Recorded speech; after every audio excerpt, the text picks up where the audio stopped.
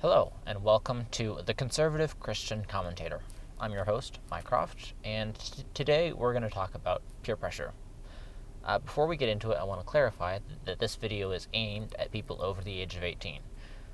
If you're under the age of 18 and watching this, you're welcome to watch, but this video is not directed at you because peer pressure changes, I believe, fundamentally when you grow older as opposed to when you're a child. So with that out of the way, let's talk peer pressure. First, before we get into everything, the first order of business I always find is to define things, so we know exactly what we're talking about. So let's define peer pressure. The operative definition of peer pressure that I'm going to be using today is when people on the same social level as you, your peers, try to convince you to do something that you don't want to do. It has two primary conditions. One, they have to be on the same social level as you, so it can't be your boss, and it can't be like your dad or someone who knows who has social authority over you in some sense. It has to be someone who is, in theory, the same social level as you, roughly. And they have to be convincing you to do something that you don't want to do. If you were wanting to do it, then you wouldn't need a whole lot of convincing. So if your boss tries to convince you to do something you don't want to do, well, that's not peer pressure. That's just your boss. But if it's like a friend of yours, that's peer pressure. And usually it involves large groups of people, but not always. Sometimes it does, sometimes it doesn't. So the largely... I would say what quantifies the difference between good peer pressure and bad peer pressure is what friends you surround yourself with. And I would argue that as you get older, you tend to choose a lot more who you associate with. When you're a child, when you're younger, your friends are just the kids of your parents' friends. And when you're at school, they're just the people who you go to class with. And you can make friends with whoever you want within that limited group, but there's only so many choices. And when you're in a group of friends, this doesn't mean that necessarily they're going to be bad influences, but this does mean that the bad people within your friend group are much more likely to use peer pressure than the ones who are otherwise caring and have your best interests more at heart. So because the bad influences tend to use peer pressure a lot more often, I would argue that it is still a very bad idea to listen to peer pressure when you're younger and don't have as much choice of who you're friends with. However, this doesn't apply for your whole life.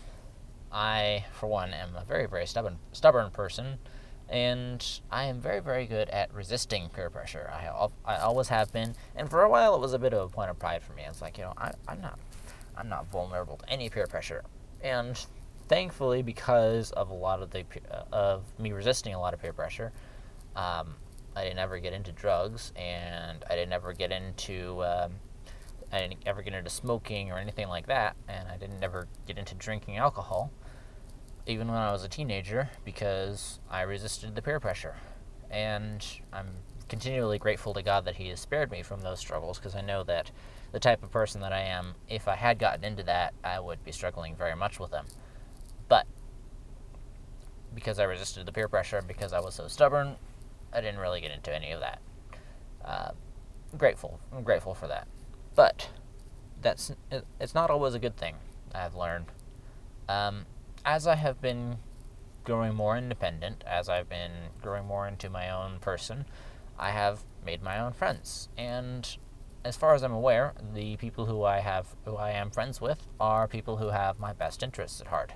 And I don't believe that any of my friends would seek to actively harm me. Nobody wants to believe that, but sometimes you kind of have a sneaking suspicion that this one person that you're friends with is kind of not really looking out for you.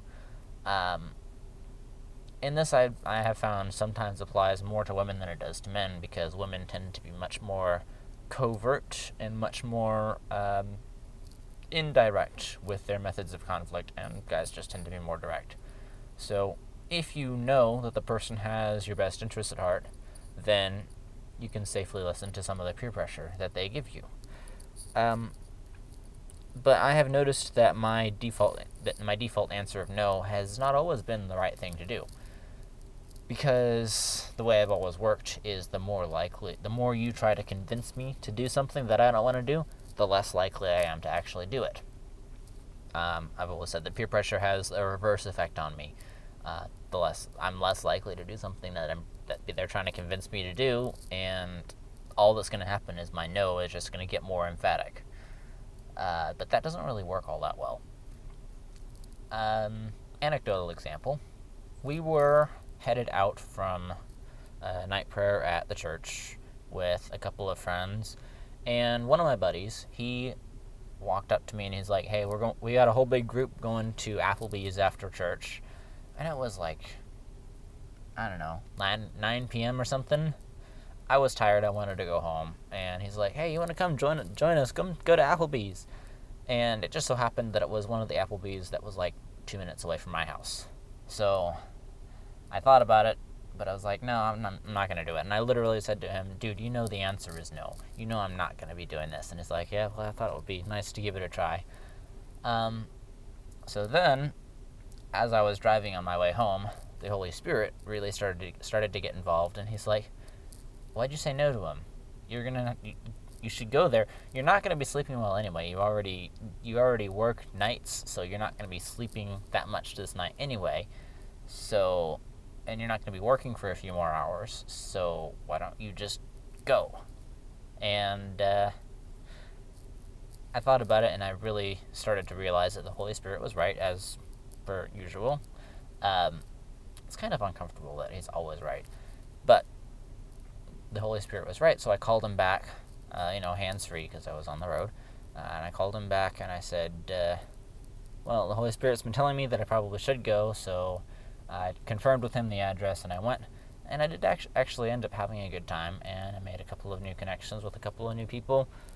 I don't think I've really seen any of them since, except for my buddy, but it was nice to talk to people, and it was nice to actually push myself outside of my comfort zone. Because my comfort zone would have been go home and just try to get some sleep before I went to work. But what I ended up doing was I ended up going to Applebee's and having a good time. I didn't end up ordering much food because I wasn't all that hungry, but, that was, it was good to actually go out. And some of the things that people have peer pressured me into that I have decided to allow them to peer pressure me into is going to, innocent things like going floating in a bay and, going rollerblading. I still have my rollerblades in the back of the car, but doing things like going floating, going rollerblading, and just getting out of my comfort zone generally. And these, I have found, because I have good friends, these things that they're peer pressuring me into are much more innocent than the people who I, didn't really have a choice to hang out with, were trying to peer pressure me into as I was getting younger.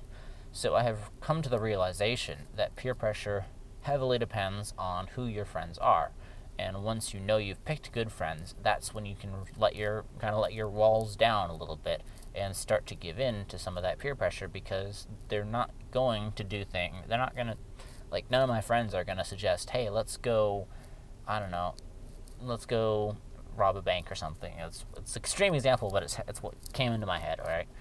But none of them are going to suggest anything illegal or anything dangerous, and since I know that, that's what allows me to comfortably give in to some of their peer pressure.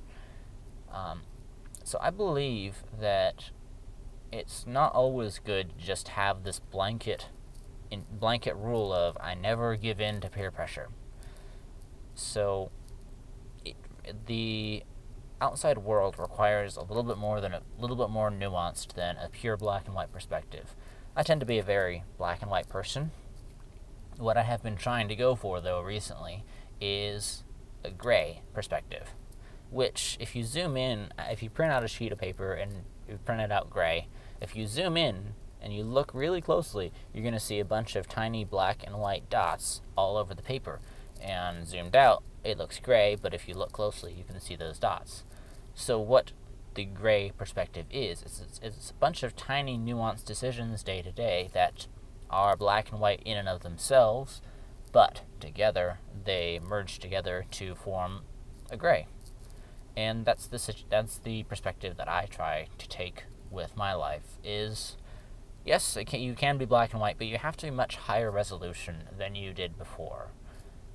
The world does not allow us to have these blanket decisions that no matter what, I'm never going to give in to peer pressure as we grow up. And I just wanted to share that with you guys, and I hope that it helps somebody, because it has helped me. And my message would be, I guess, if you know you have good friends, like they're from your church or they're from your local youth group or something, you know they're healthy for you, you know that you have established decent connections with people who are willing to care about you and actually willing to wish the best for you, then that's when you can give in to peer pressure. Don't do that if you're not sure about the quality of your friendship, but also consult your internal moral compass, which is kind of what you're establishing as you're a kid.